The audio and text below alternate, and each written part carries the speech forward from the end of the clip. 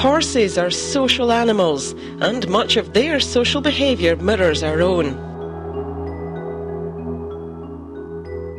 When it comes to dealing with problems in our lives, then the very latest in thinking involves looking at our relationships with other animals, and in this case, it's horses. Well, welcome everybody. It's absolutely delightful to see you here and have made such a fabulous effort to come out on a cold winter's morning. We understand you've come here just to find out what it's about, get a little bit of experience of it, and see whether in some way it might begin to develop or be of interest to you in your own practice in helping people. Okay. This morning we've a group of healthcare professionals who want to check out whether this is just a load of American baloney or a useful tool for working with their own clients. Equine-assisted psychotherapy is big in the United States and has just arrived in Scotland. To put it simply, the way clients interact with the horses provides the basis for discussion. I've got an open mind. I suppose there's always a wee bit of reservation just to be on the safe side because you're not sure 100%. And how do you feel about horses yourself? A bit scared. Never been a horsey person, so we'll see. Maybe today will change that. It sounds very intriguing how horses can tell how we're thinking, even when obviously they're not communicating in any other level except just to be with us. The first task is to halter a horse. Body language, reactions and attitudes are then discussed and related to situations in their own lives.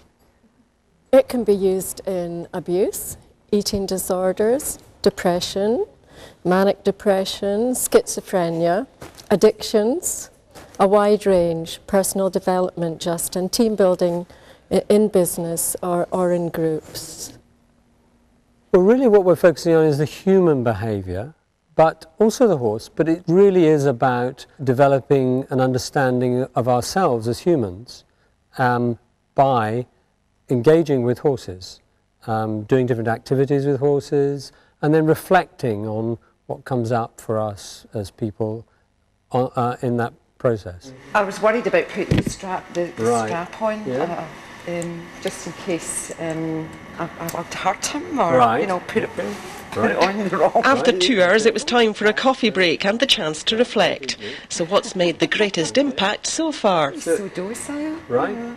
How we can relate what's happening with in a relationship with the horse, how we can relate that to what's going on in our own lives and have, you know, our own issues. I just find it so interesting that that was picked up on. You start creating this atmosphere where the horse wants to do things and there's a connection built up, and that's just what you need when you're dealing with clients. You've got to build that rapport. It'll be really interesting to see how much further they're going to take this today and how much closer we're going to get to the animals and what we're going to learn about ourselves as well. The horses moved. The goalpost just moved to your left. They've now been asked to saddle a horse while working as a team. It reveals how they relate to others. Are they bossy? Are they clear about what they want? Are team members getting frustrated? The horse keeps moving. Actually, I suppose if I'm being honest, I felt a bit angry. If you were going to say something and you're allowed to say, what would you say to them? You felt angry? I think the word tossers. Come on, tossers. Next time, Sandra was in charge. Strangely, equine-assisted psychotherapy has nothing to do with horse riding. It's all about interaction. Hey, what do you think Ode's thinking? Confusion. A lot of our communication as human beings, in fact, they reckon up to 80% is non-verbal. And this is about paying attention to that by learning from the horse about how we communicate and then learning about ourselves through that process. The horses enjoy it. They love engaging with people in this very different way to being ridden or being trained or exercised. But are our professionals convinced that horses can play a part in therapy? Our client group comes from all over Scotland, and we have referring agencies from all over Scotland, and this therapy fits completely with our client group and is in addition to the work we do, phenomenal. Yeah, absolutely, 100% positive. We'll use it fully. You can just have fun with them.